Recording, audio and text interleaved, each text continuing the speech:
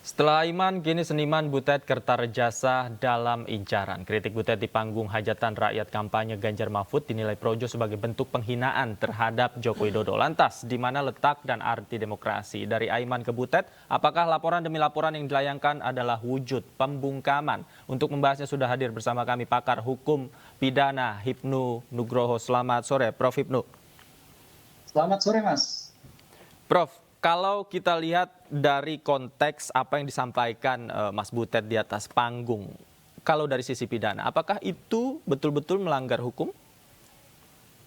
Jadi begini, Mas, kita harus melihat yang kita baca dalam berbagai media adalah laporan tentang pencemaran nama baik dan ujaran kebencian.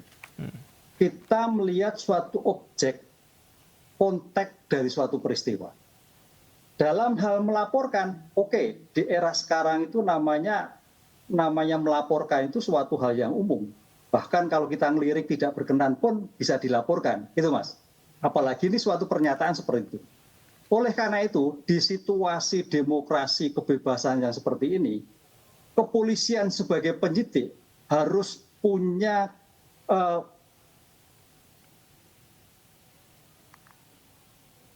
progres, punya integritas, legal standing dari perbuatan yang dilakukan seperti apa. Kan itu. Oleh karena itu apa yang disampaikan Pak Butet itu kritik, kan menyebut Presiden Jokowi. Kalau kritik itu adalah kebijakan. Ini sama seperti halnya rame kemarin ketika ada seorang tokoh yang dilaporkan juga terkait kritik. Kan? Bedakan dengan pribadi. Kalau kritik kebijakan tidak bisa, wong itu menyebutkan presiden. Presiden itu kritik. Jadi suatu lembaga negara itu tidak bisa besok kalau undang-undang KUHP baru boleh. Itu pun delik aduan. Kan itu. Nah sekarang yang kedua, Pak Presiden itu sebagai presiden atau sebagai Pak Jokowi. Lah kalau sampai Pak Jokowi ini kan delik aduan, Mas. Jadi apa yang disampaikan di dalam pasal 27 yang ramai sekarang ini adalah merupakan delik aduan. Oleh karena itu, perkara ini diteruskan atau tidak tergantung Pak Jokowi. Tadi Pak Arief sudah menyatakan, istana diem-diem aja, istana tenang aja. Inilah yang harus disampaikan.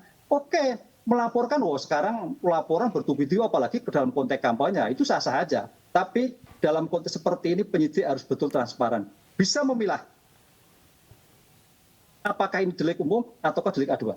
Begitu, Mas. Oke, tapi kalau dalam konteks ini artinya objek yang menjadi yang dilaporkan begitu atas dugaan pencemaran nama baik itu lembaga presiden itu masukin di lembaga, bukan pribadi seorang Joko Widodo, begitu, Prof? Ya, ini presiden bukan Pak Jokowi. Presiden, jadi kritik itu suatu bersifat membangun. Mungkin caranya tidak pas, ya. Itu nggak bisa. Oke lah, kalau memang itu sebagai bentuk dia tidak terima, maka Pak Jokowi yang harus melaporkan. Bukan tim sukses, bukan relawan, bukan siapapun.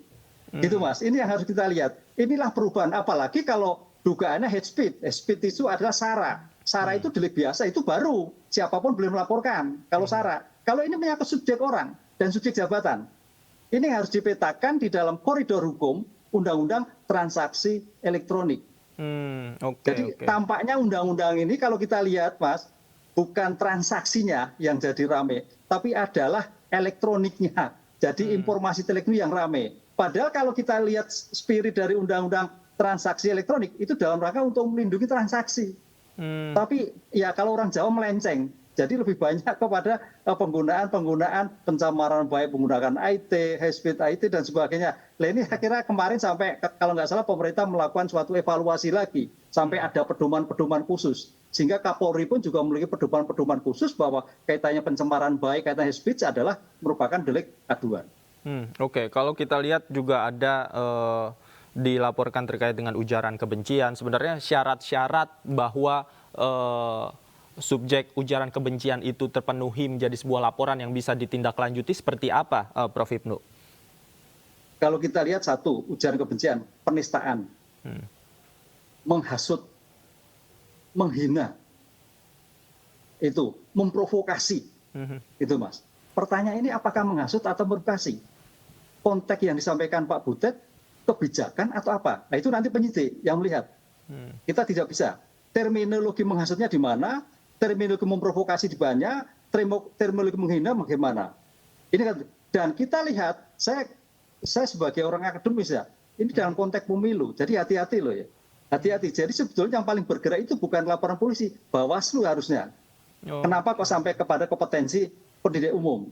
Di mana Bawaslu kalau seperti ini? Kan begitu. Oke, kalau untuk pencemaran nama baik juga tadi kita dengarkan tanggapan dari Istana ya. Mas Ari mengatakan bahwa sebenarnya kritik sudah biasa diterima oleh Presiden. Artinya kalau seperti ini bukan tidak mungkin laporan yang dilayangkan tidak akan ditindaklanjuti. Karena tadi konsepnya adalah delik aduan. Iya, sudah terjawab Mas. Artinya Presiden nggak menanggapi. Kan gitu. Udah biasa. Kan sejak dulu kan, termasuk Bu Jokowi juga begitu kan juga gitu, nggak menanggapi kan waktu itu dengan Korea kalau nggak salah. Ini sangat sesuatu yang wajar karena memang posisinya sebagai presiden, jadi penuh dengan kritik. Saya kira itu kritik itu bersifat membangun. Kalau nggak salah itu juga kalau kita lihat di video ini konsep mengintili kan membangun, mengikuti kan gitu, suatu yang tidak pas. Ini kan bukan menista. Kalau menurut saya seperti itu. Tapi mungkin ada ya itu terserah ya, terserah. Tapi dalam konteks ini ada saya kira konteks membangun. Apa kaitannya dengan situasi kampanye. Kita lihat konteksnya Mas, bukan pribadi presiden. Seorang pribadi presiden bagaimana dalam Pilpres ini adalah mengikuti terus jejak. Itu pandangan Pak Budet loh. Lah oleh karena itu kalau seperti ya sah-sah aja kalau dia melaporkan. Tapi saya ingatkan polisi harus betul-betul prosesi. Melihat suatu konteks ini dalam konteks apa? Delik aduan atau delik umum. Oke. Prof. Ibnu, ini kan kita lihat dalam masa kampanye ini banyak laporan-laporan yang dilayangkan ya terkait dengan orasi di atas panggung, kemudian pidato di saat kampanye begitu. Apakah Anda melihat ini sebagai memang ada muatan politisnya atau memang ada juga jangan-jangan yang melanggar pidana di sana? Ya kalau kita mana yang merupakan kritik, mana yang merupakan pribadi. Tapi melihat suatu peristiwa itu harus utuh, tidak sepotong-potong. Karena ini dalam situasi politik dan dalam lingkup kampanye. Sehingga kalau nyerempet orang itu pasti. Lah oleh karena itu kalau itu memang suatu dilakukan suatu penegakan hukum, ya saya kira penyidik kewalahan kalau melihat seperti itu.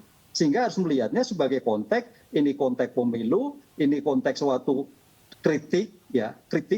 Tapi kritik ini memang perlu juga dengan santun ya, mungkin bahasanya mungkin yang kurang pas mungkin ya. Tapi apakah itu sebagai bentuk kritik pedas juga bisa, kan namanya kritik kan gitu. Tapi dalam suatu konteks kampanye saya kira situasi ini kompetensi Bawaslu, bukan dibawa ke polisi. Terlalu jauh itu Mas. Oke. Memang sih nggak boleh, polisi nggak boleh menolak, tapi harus lihat ini adalah konteks kampanye sehingga dikembalikan pada konsep di dalam situasi kampanye begitu. Harusnya yang bergerak Bawaslu ya terkait dengan pelanggaran pemilu kalau ada pelanggaran di sana, bukan polisi, ranahnya pidana. Baik, kami catat. Terima kasih Prof. Ibnu Nugroho sudah meluangkan waktu bersama kami di Anju Sore. Selamat sore, sehat selalu Prof. Sore Mas, matur nuwun.